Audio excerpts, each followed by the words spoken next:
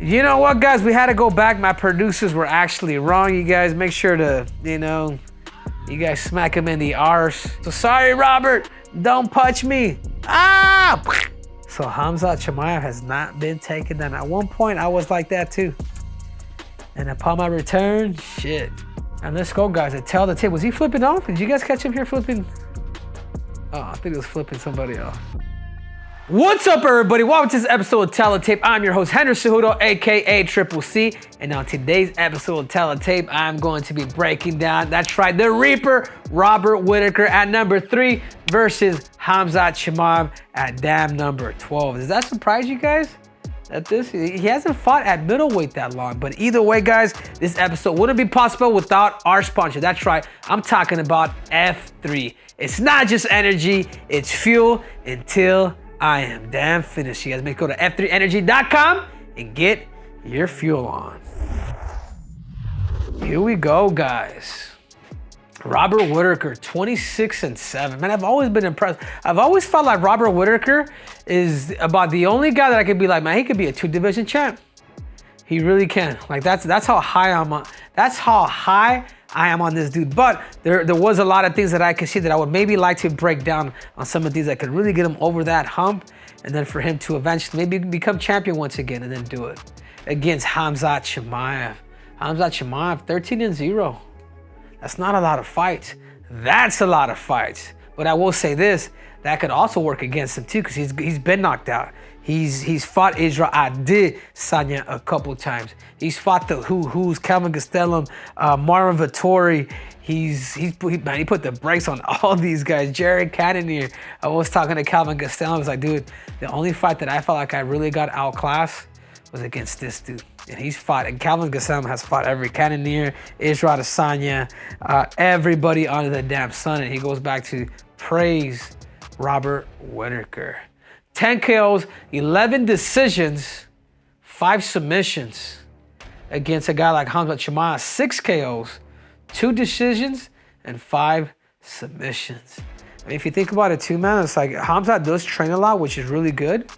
But, how much of, will the experience of, is this a 5 or a 3-round fight? Anybody? Producer? It's a 3-rounder. The height advantage for a guy like Khamzat at 6'2", God, he's a lot bigger than what I thought. And the reach advantage, again, it goes to Khamzat Chimaev. And obviously, they're somewhat similar in age, but again, he's just a little younger. Wait, it's 5. You know what, guys? We had to go back. My producers were actually wrong. You guys make sure to, you guys smack him in the arse. But it's actually not 3 rounds. It's actually 5 rounds. For those who don't know, it is a 5-round fight between Khamzat Chimaev and Robert Whitaker. The winner of this fight gets the next damn title shot. It's probably why they're doing that. So looking at that fight now, it's like, woo! I hope Khamzat Chimaev is ready for those 5. But speaking about the Reaper, Robert Whitaker, what are his strengths? His range, his distance management. He's really good. He knows the timing of when to blitz. I'm not sure if he had a Taekwondo background, but whatever it is, like he understands the leverage, and particularly too, on his takedowns. He's a blitz fighter. He blitzes a lot when either he punches or he'll spear double whenever it is that he's looking for a damn takedown. His arsenal is ridiculous. I mean, he uses every limb from side kicks to head kicks to him. One of my favorite combinations with Robert Whitaker is he'll throw that right hand, and next you know, bah! That right leg is sneaking in. Like, it's super, super sneaky. I've been able to steal a lot from this guy, and his arsenal and his setups are absolutely second to none. And not just that, guys. He's a hard dude to take down. It really is. I believe that Robert did wrestle in high school. If I believe so. I've seen him with the headgear or whatnot. But in particularly, he's wrestled in high school, and then now he's been able to use wrestling for MMA. That's made him so freaking hard because 1, he's got great striking, but 2, on top of him having great striking, he does have great takedowns, and not just that, he's got great defense. I mean, this is a guy that you really want to see and watch to see if he can really fight more like him because he's just dangerous everywhere you get the fight. And that's another thing. He's got championship experience. That's one thing that Khamzat Chimaev does not have, and this guy has championship experience. I mean, this guy has fought Yoel Romero not once but twice. This guy has fought Israel Adesanya not once but twice.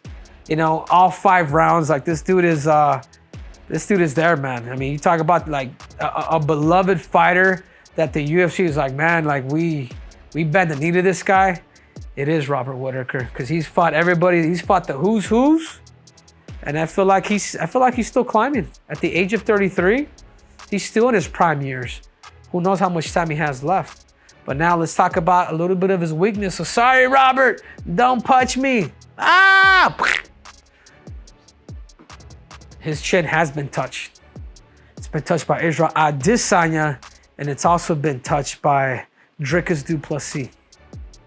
You know, and that was off a damn jab, and that's just because he has close to 40 fights, like crazy. You know, and that's another thing that I take from the fight too with the guy like Dricus DDP. Is DDP had him going backwards, dude. He wasn't able really to set his combinations because that dude just didn't care what is it that Robert threw. He was just moving and he was looking for his takedowns. But Robert Whitaker did have a hard time going backwards. And even in that fight with Israel Adesanya, the second fight, Israel Adesanya at times he did press him and he chewed that leg. And Robert Whitaker did not have the answer because he was backpedaling. He was backpedaling. Hopefully in this camp you know, fighting backwards, guys, it's a whole new sport. Like everybody's accustomed to going forward, but can you fight backwards? Can you fight through lateral movements? And Robert Whitaker does, but when it comes to these guys that are just stay disciplined and just you know, go in there and really just press him, he has a hard time. And he struggles with unorthodox striking. You know, the limbo hook that Israel Adesanya, that's not normal. Like, it's not a check hook. A check hook is different. It comes this way. Israel literally limbo and then throwing it from here, and he was able to catch him. Dricus du Plessis off of a damn jab and off of just kind of like bouncy fighting, he was able to catch him and actually hurt him. And yeah, and I just, you know, review exactly what I just said. He's not used to moving backwards. So if you're an unorthodox, if you're a flamboyant fighter that brings in, which is not Khamzat Chimaev, you'll probably have a better probability.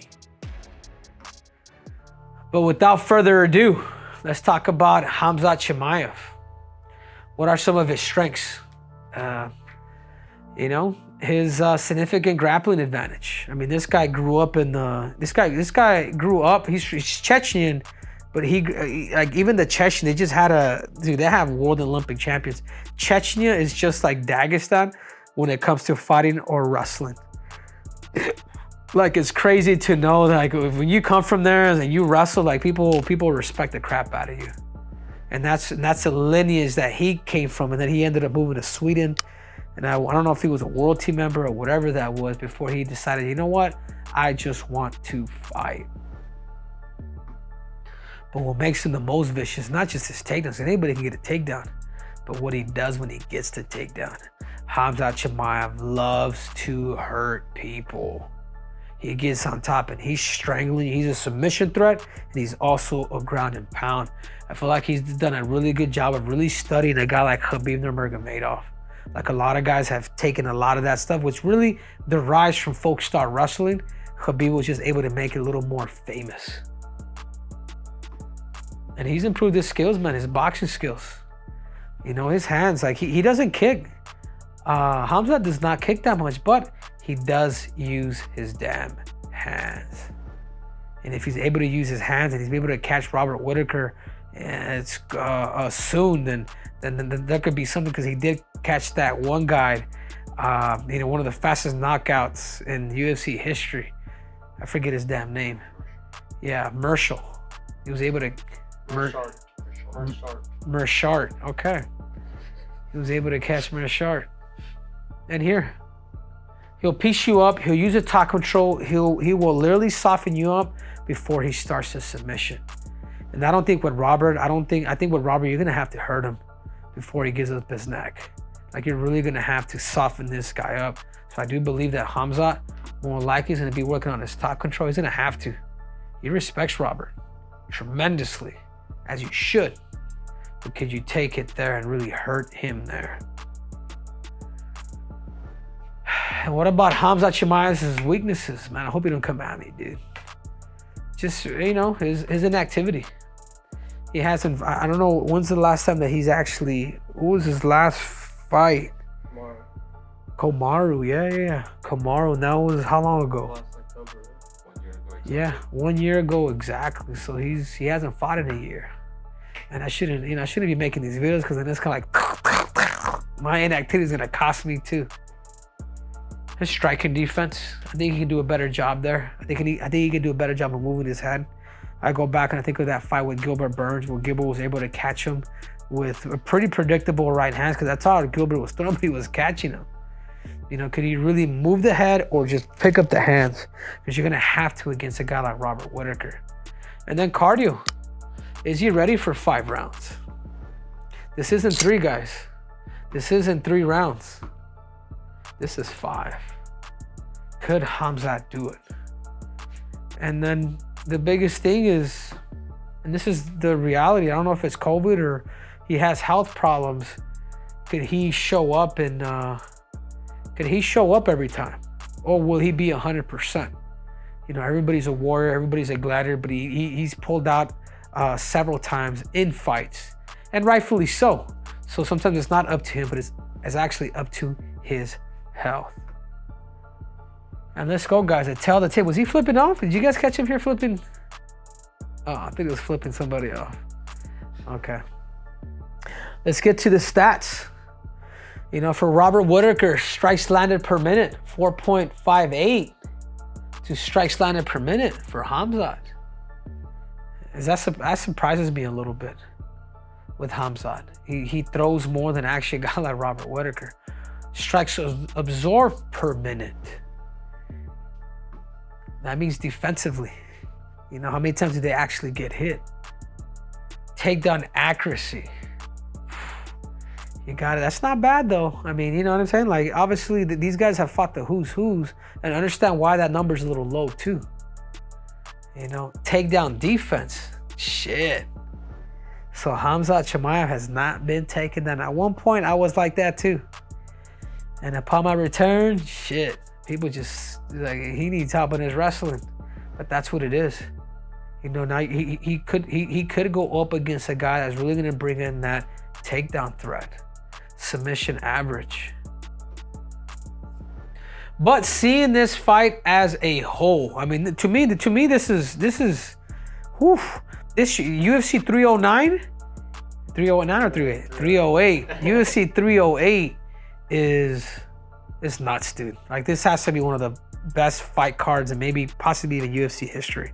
I mean, you got Holloway, the BMF versus Ilia Topuria. I mean, it's absolutely nuts. But because it is a 5-round fight and because he is moving up a division, and I'm just a big fan of Robert Whitaker, and I do believe because of the takedown defense also of Robert Whitaker, and because he's a real middleweight, I'm gonna have to go with the Reaper. I'm gonna have to go with the Reaper. And this, you know, I always tend to be honest with my predictions, but I just feel like the Robert Whitaker is just too big, man, and he's too skilled. Like, it's gonna take a lot more than wrestling to beat a guy like that, because he has that too. So that's my prediction. I wish the best to Khamzat Chimaev, even though he was trying to beat me up at the Olympics. But this episode wouldn't be possible without our sponsor. That's right, I'm talking about F3. Guys, you may not like caffeine, but you want to feel that nice little boost. That's right, F3 is for you. So you guys make sure to go to f3energy.com, because it's fuel, it's focused until I'm finished. Triple C is out.